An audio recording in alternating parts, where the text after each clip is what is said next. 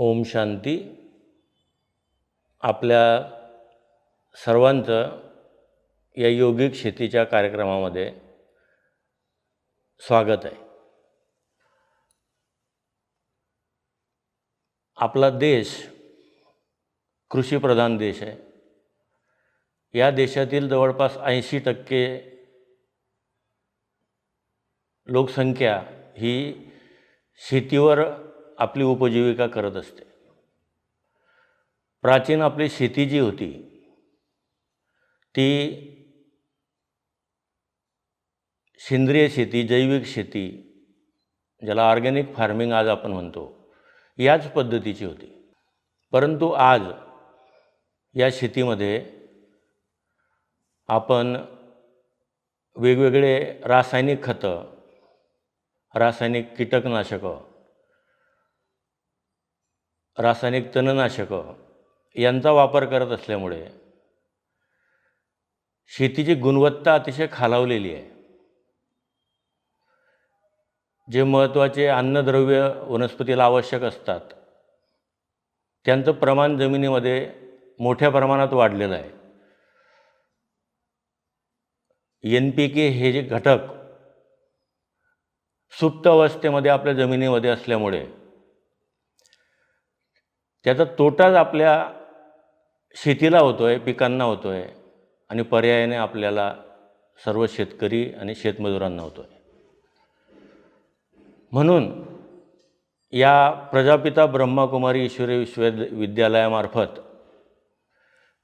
जे योगिक शेतीचे कार्यक्रम वारंवार राबवले जातात, त्या योगिक शेतीमध्ये शाश्वत योगिक शेती कशी करायची या संदर्भात वेगवेगळ्या आमच्या सेवा केंद्रांवरून माहिती दिली जाते. आज आपण पाहतो की सूर्य आपल्याला फक्त पांढरा प्रकाश देतो आणि त्या पांढऱ्या प्रकाशामधून प्रकाश संश्लेषणाच्या मार्गाने 7 रंग या सृष्टीवर विखुरलेले आपण पाहतो इंद्रधनुष्याच्या रूपाने. आता हे सूर्याची किरणं प्रकाश संश्लेषण त्या हिरव्या पानामध्ये होऊन अन्नद्रव्य तयार होतं.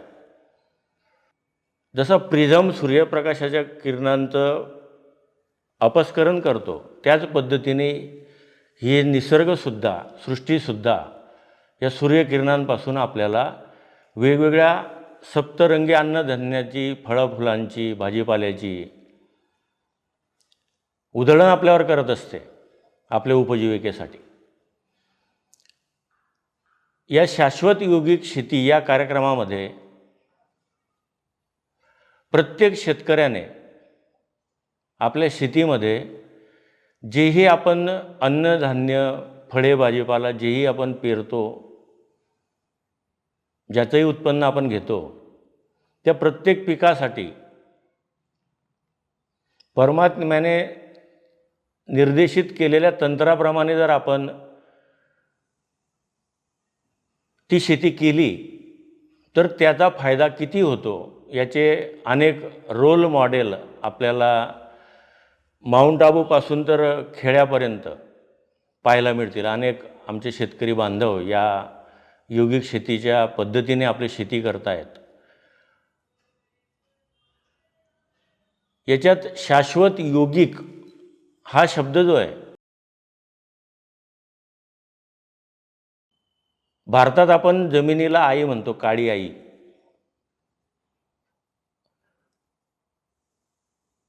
आणि आईजवळ जी ममता असते, माया असते,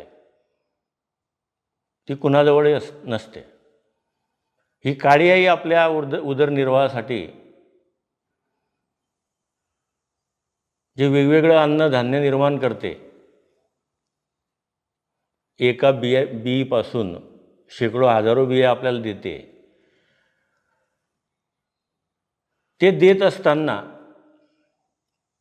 त्या जमिनीची मूळ उपजक क्षमता किंवा ज्याला आपण म्हणू शकतो सुपीकता, ती सुपीकता कमी न होता किंवा दिवसागणिक ती वाढत कशी राहील या संदर्भात या यौगिक शेतीचं अतिशय महत्त्वाचं कार्य या आमच्या प्रजापिता ब्रह्मकुमारी ईश्वरी विश्वविद्यालयामार्फत केलं जातं.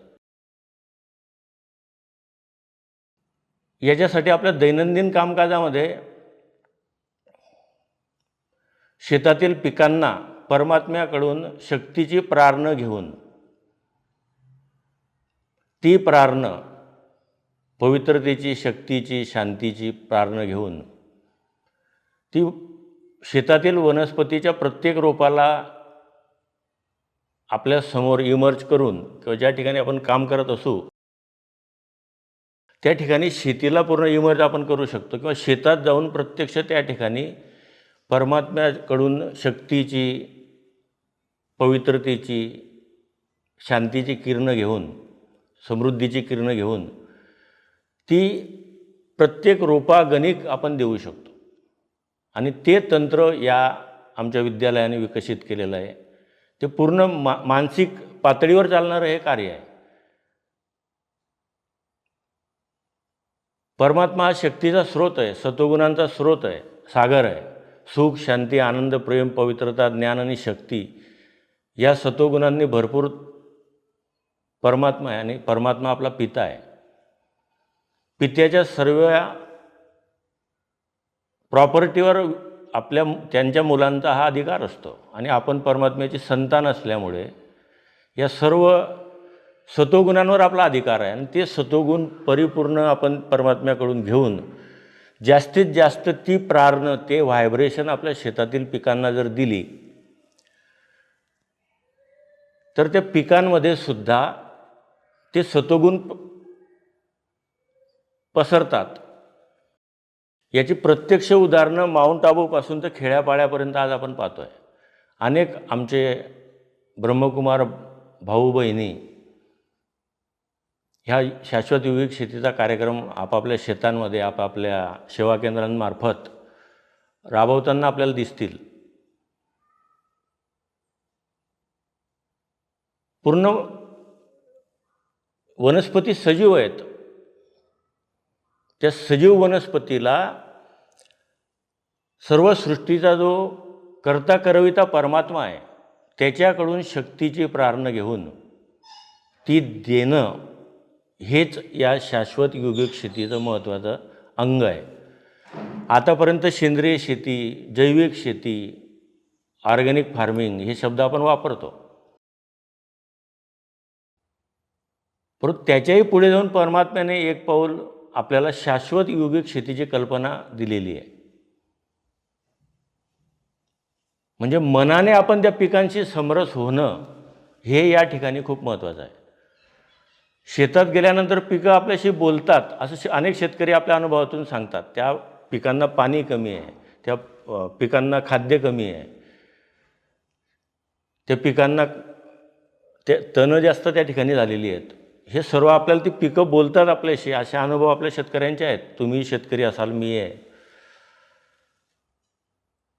ज्यावेळेला त्या पिकांकडे त्यांची गरज काय आपल्याला समजतं त्यावेळेला ती गरज पूर्ण करण्यासाठी परमात्म्याकडून ती शक्ती घेऊन, ती प्रार्थना घेऊन, ते व्हायब्रेशन घेऊन त्या पिकांना जर आपण दिली तर त्याचा नक्कीच अतिशय चांगला परिणाम होतो आणि तो आपण प्रत्येकाने आपापल्या शेतीमध्ये करून दाखवणं हे येणाऱ्या युगासाठी अतिशय महत्त्वाचं आहे.